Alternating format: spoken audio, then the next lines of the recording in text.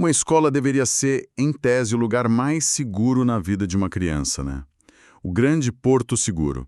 Mas aí a gente se pergunta, o que acontece quando um menino de 8 anos, exausto, faminto, simplesmente adormece na sala de aula? E a única resposta que o sistema consegue dar é a punição. Exatamente.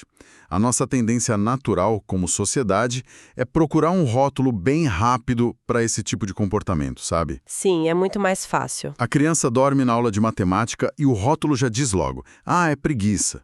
Ou então, sei lá, estoura uma bombinha no corredor e a placa acende dizendo indisciplina, delinquência. É tudo muito limpo, muito binário. E, de certa forma, é até reconfortante ter uma caixa onde colocar o que incomoda a gente. Com certeza. Porque categorias bem definidas oferecem uma falsa sensação de ordem. Se o problema é a indisciplina do indivíduo, a instituição não precisa olhar para si mesma ou para a estrutura ali ao redor. Pois é, fica tudo na conta do aluno. Só que esses rótulos frequentemente mascaram falhas abissais na nossa compreensão da realidade material das pessoas. E é exatamente essa venda nos nossos olhos que a gente vai arrancar hoje. Isso aí. Bem-vindos a mais um Mergulho Profundo. O nosso foco hoje é um artigo acadêmico, autobiográfico, que é, brutal e fascinante. Ele se chama Relatos de Experiência de um Aluno, atualmente um professor, escrito pelo Marcelo Barbosa Duarte. E a nossa missão nessa análise é descer até as raízes invisíveis da exclusão escolar. A gente quer entender como a história de um menino de rua, marcado pela miséria extrema, se converte na trajetória de um professor universitário e pesquisador. E mais do que isso, né? Decupar o poder absolutamente revolucionário que a empatia estrutural carrega. Então, a premissa central que o autor estabelece na pesquisa já é super reveladora. Ele propõe que a macrohistória de um país, com todas aquelas crises políticas e desequilíbrios sociais, não é só um pano de fundo de livro didático. Não mesmo. Ela é bem real. Ela funciona quase como um trator que invade a microhistória de uma família. Os grandes eventos históricos moldam e esmagam os destinos individuais de um jeito implacável. E ele usa a própria árvore genealógica para documentar como o trauma geracional é construído na prática. Certo, vamos desdobrar isso desde a raiz, então. Porque, para entender esse menino inalando cola nas ruas do Rio de Janeiro, o texto puxa a gente várias gerações para trás. A herança que ele recebe ao nascer já é uma carga absurdamente pesada. O resgate historiográfico que ele faz revela bem o mecanismo desse passivo, digamos assim. O avô paterno do autor era um agricultor lá no sertão nordestino, e durante o período da ditadura do Getúlio Vargas, esse avô se uniu a outros trabalhadores para reivindicar melhores condições de sobrevivência no campo. E a resposta do Estado para essa manifestação foi a eliminação física, né? Exato.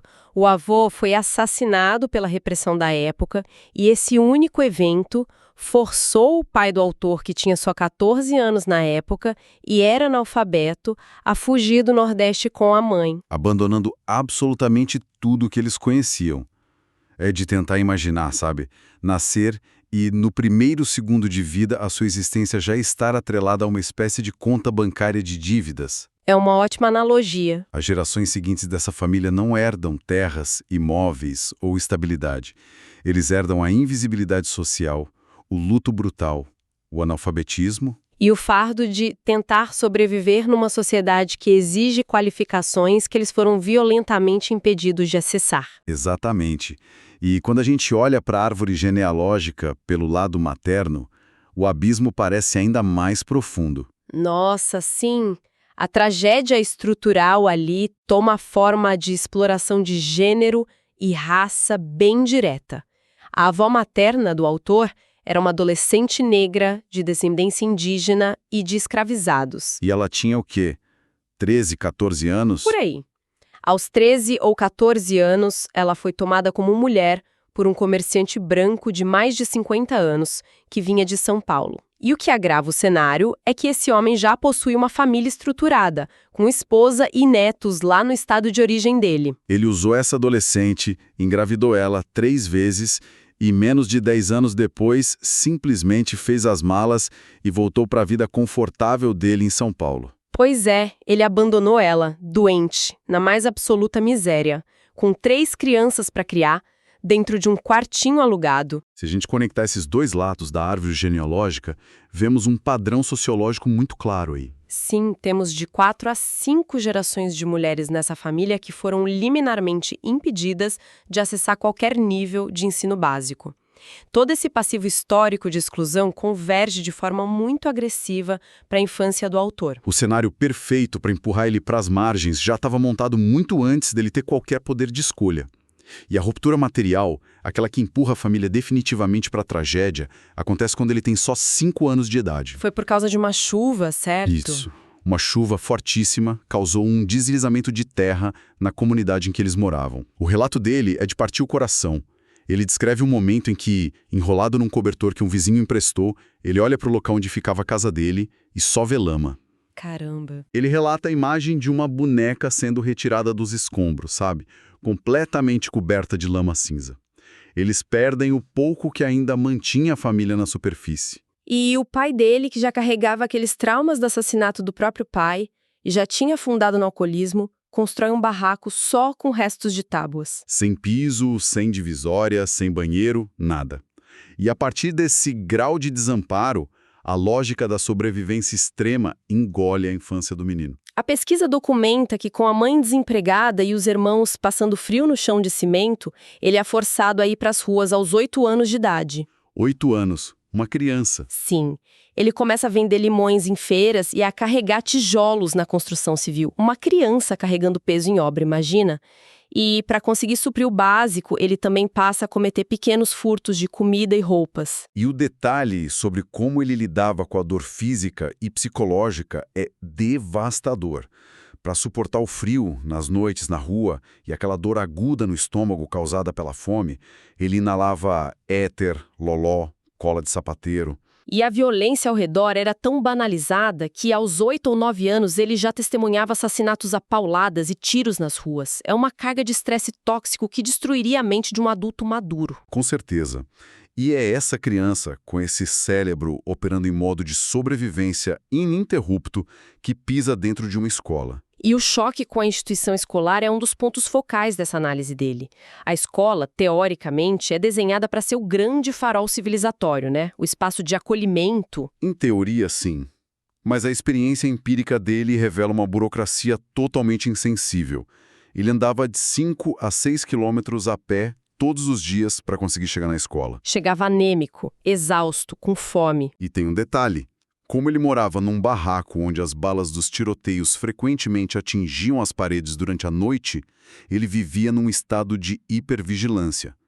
Ele simplesmente não conseguia dormir em casa. Então, ironicamente, a sala de aula era o único ambiente onde ele se sentia seguro o suficiente para fechar os olhos e descansar.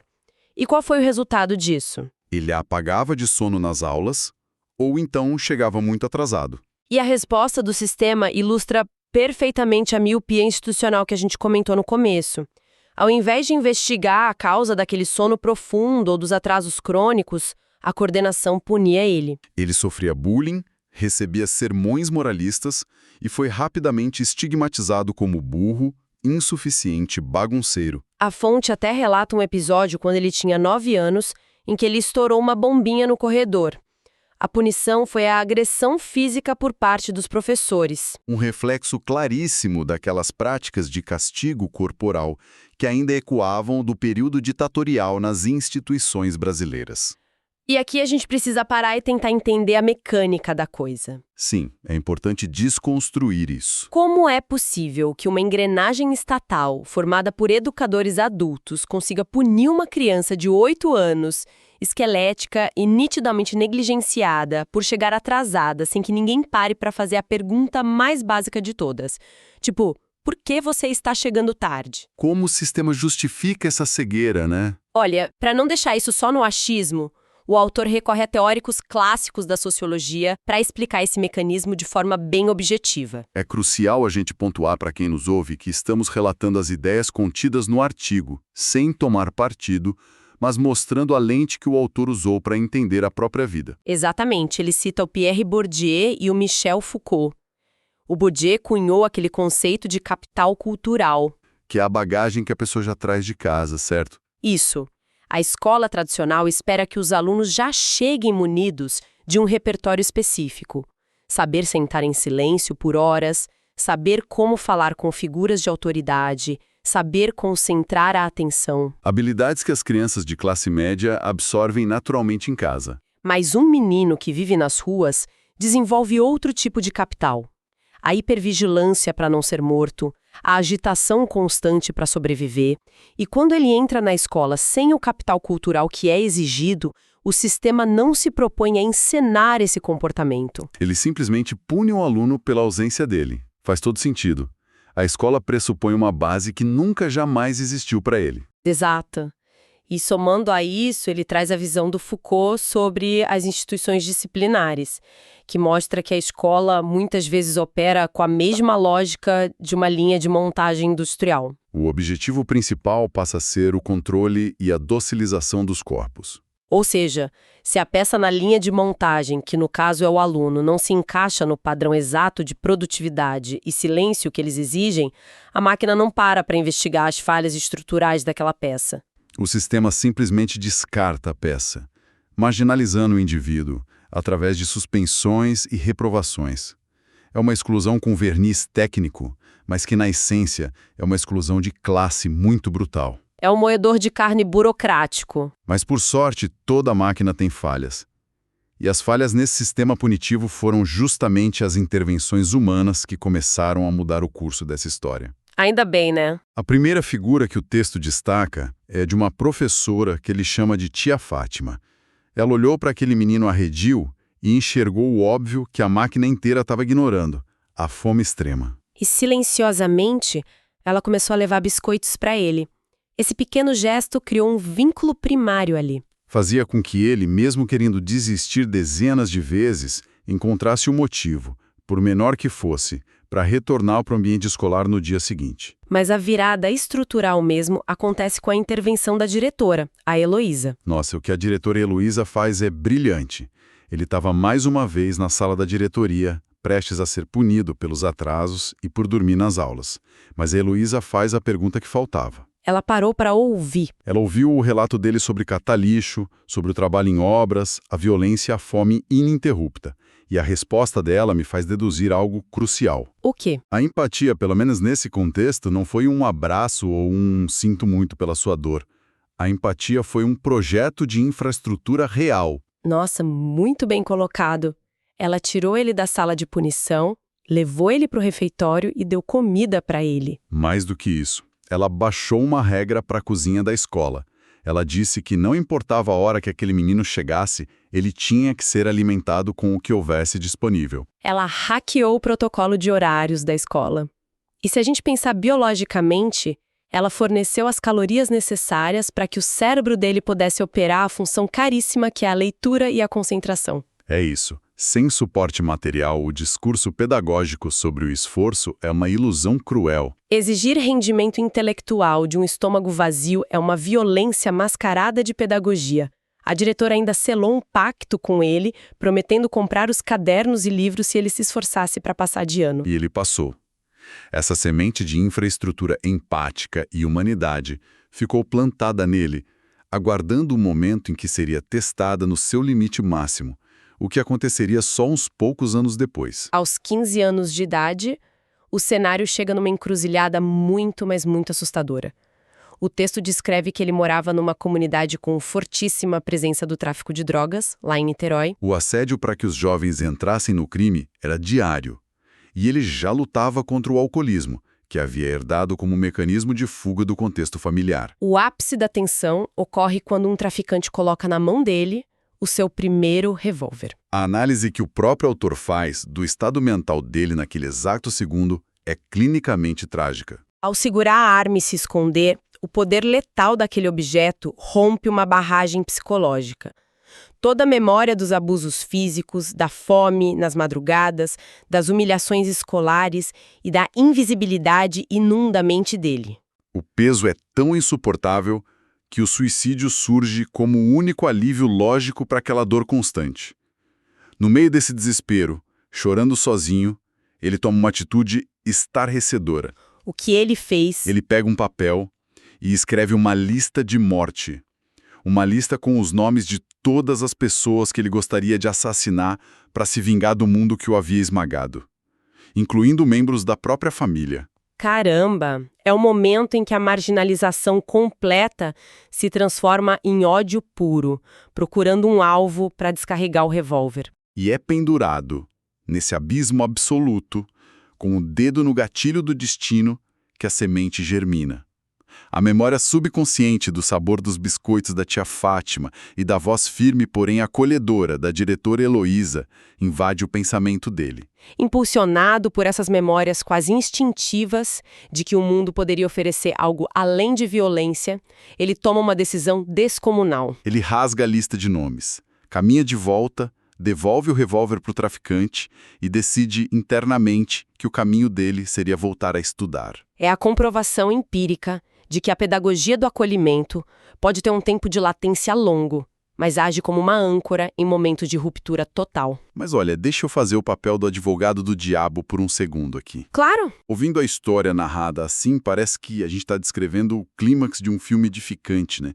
Ele escolhe os livros em vez das armas. A música sobe, a escola recebe ele de braços abertos e a pobreza acaba na cena seguinte. Seria ótimo se fosse assim. Mas a gente sabe que a máquina social não tem essa bondade literária. O que acontece na manhã seguinte a essa decisão heróica? Porque a fome não sumiu só porque ele rasgou o papel. Seu contraponto é essencial para a gente não transformar a sociologia em autoajuda barata. A realidade continuou moendo as esperanças dele por muito tempo. Ele não foi salvo instantaneamente. A fonte mostra que ele continuou sofrendo. O autor documenta a passagem dele por instituições de amparo a menores infratores e carentes, como a antiga FEEM no Rio de Janeiro. Longe de serem espaços de libertação pelo intelecto, ele detalha que essas fundações funcionavam como fábricas de empregados infantis. O foco era puramente adestramento para o trabalho braçal subalterno. A máquina só mudou a engrenagem, mas continuava querendo mão de obra barata. Ele conta que aos 16 anos já tinha um emprego formal, onde trabalhava exaustivas 10 horas por dia. Como é que um adolescente, carregando anos de desnutrição e trauma, acorda de madrugada, trabalha 10 horas empurrando peso e depois vai sentar numa cadeira à noite para tentar aprender álgebra e gramática? Não tem como. A exaustão física e cognitiva torna a aprendizagem quase impossível. É um funil desenhado para que a evasão escolar seja a única saída lógica. E, de fato, ele tentou voltar a estudar diversas vezes e fracassou. O cansaço vencia. Mas a diferença invisível estava naquela centelha acesa aos 15 anos. Ele sabia que o sistema queria que ele desistisse, mas a memória do acolhimento impedia ele de aceitar o fracasso como destino final. E essa teimosia latente deu a ele a atração necessária para que aos 23 anos, com um corpo ligeiramente mais estabilizado pelo trabalho, ele conseguisse focar de forma definitiva e concluir toda a educação básica que tinha sido negada a ele. E a partir dos 23 anos, quando as comportas do acesso ao conhecimento se abrem, o ritmo das conquistas dele é vertiginoso. O menino que não conseguia ler por causa da fome não só termina o ensino médio, como entra na universidade. As credenciais que ele acumula a partir daí atestam a potência que é desperdiçada nas periferias. Ele se forma em filosofia, pedagogia, sociologia, história e teologia. 5 graduações. 5. E segue para a pós-graduação, conquistando o título de mestre pela Universidade Federal do Rio de Janeiro, a UFRJ, torna-se autor de dezenas de artigos acadêmicos, publica 8 livros e constrói um acervo pessoal que eu considero a vitória mais poética dessa narrativa. A biblioteca, né? Sim, uma biblioteca em casa com mais de 5.000 volumes. É um contraste que desafia a lógica. Sair de um barraco de chão batido inalando éter para uma casa forrada com 5.000 livros. Mas a história ganha o seu contorno mais importante quando a gente observa como essa via crucis moldou a mente dele hoje, operando como professor. Qual é a filosofia de alguém que sobreviveu à linha de montagem e agora controla a sala de aula? O texto evidencia uma forte influência de Paulo Freire na visão dele, rejeitando totalmente a imagem do professor como um general punitivo. Lembrando mais uma vez que estamos relatando as ideias base do autor. E ele propõe uma inversão do papel docente tradicional. Exato. Para ensinar de verdade, o professor precisa obrigatoriamente descer do pedestal ilusório que a academia cria. Ele defende que o educador necessita de uma consciência de classe profunda para agir com solidariedade. Na prática pedagógica diária, Isso significa que, se um aluno não está rendendo ou está adornando, o professor não pode se limitar a cobrar o conteúdo do quadro negro. Ele precisa investigar se a realidade material, tipo a falta de luz em casa para estudar, a necessidade de trabalhar de madrugada, não está sentada ali naquela cadeira. A educação sob essa lente deixa de ser uma ferramenta de domesticação e obediência para se tornar a via de obtenção de poder para o indivíduo alterar as próprias condições históricas. E é crucial entendermos o peso literal dessa afirmação para a sociedade de hoje. Entender que escolarização salva vidas não é um jargão para colocar em faixas nas escolas. É biológico, é sobre respirar ou não no dia seguinte. O texto traz um dado estatístico muito pessoal que arrepia. O autor diz que conseguiu contabilizar mais de 100 colegas da infância e adolescência nas ruas, que foram brutalmente assassinados antes de completarem 19 anos de idade. 100 crianças com quem ele conviveu. 100 crianças. Esse número expõe a engrenagem letal da marginalização. Mostra que, em territórios de extrema vulnerabilidade social, a educação formal, aliada ao acolhimento empático, não decide apenas se o indivíduo vai ter um salário melhor no futuro. Ela decide a sobrevivência física. Ela traça a linha entre quem vive o suficiente para escrever livros e teorias e quem será apenas mais um corpo anônimo, engrossando as estatísticas de letalidade jovem antes da maioridade. É chocante. Então, amarrando os pontos principais dessa nossa discussão de hoje, a gente começou quebrando a lente do diagnóstico superficial, que pune sintomas em vez de investigar causas. Vimos como as feridas de um país, de ditaduras a explorações seculares, atravessam gerações para empurrar famílias inteiras para o precipício da invisibilidade. Analisamos a falha estrutural de sistemas burocráticos que cobram foco e disciplina de corpos sustentados por estômagos vazios, operando numa lógica de exclusão industrial. E, acima de tudo, decupamos como a intervenção humana através de calorias, paciência e empatia infraestrutural conseguiu desviar o curso de uma tragédia que já estava estatisticamente garantida. O que nos leva a uma reflexão provocativa para fechar esse ciclo, partindo de um detalhe muito sutil do texto. O autor relata que ele próprio, agora na posição de educador, já inspirou e pavimentou o caminho de dezenas de jovens marginalizados em direção à universidade. Se a gente analisar o mecanismo disso através do tempo, significa que a energia daquele pacote de biscoitos dado pela professora Fátima e o prato de comida garantido pela diretora Heloísa há décadas nunca deixaram de existir. Aquelas calorias foram convertidas em força motriz intelectual, viraram livros, viraram aulas e hoje, neste exato instante, continuam alimentando a ascensão e a sobrevivência de novos jovens nas periferias do Brasil. O efeito dominó da empatia não tem prazo de validade. Quando se desiste do conforto de rotular rapidamente a falha do outro e se escolhe fornecer a infraestrutura para curar uma dor invisível, as engrenagens do mundo mudam de rotação. É uma mudança real. E para todo mundo que está acompanhando a gente, a pergunta que ecoa a partir da história do Marcelo é inevitável.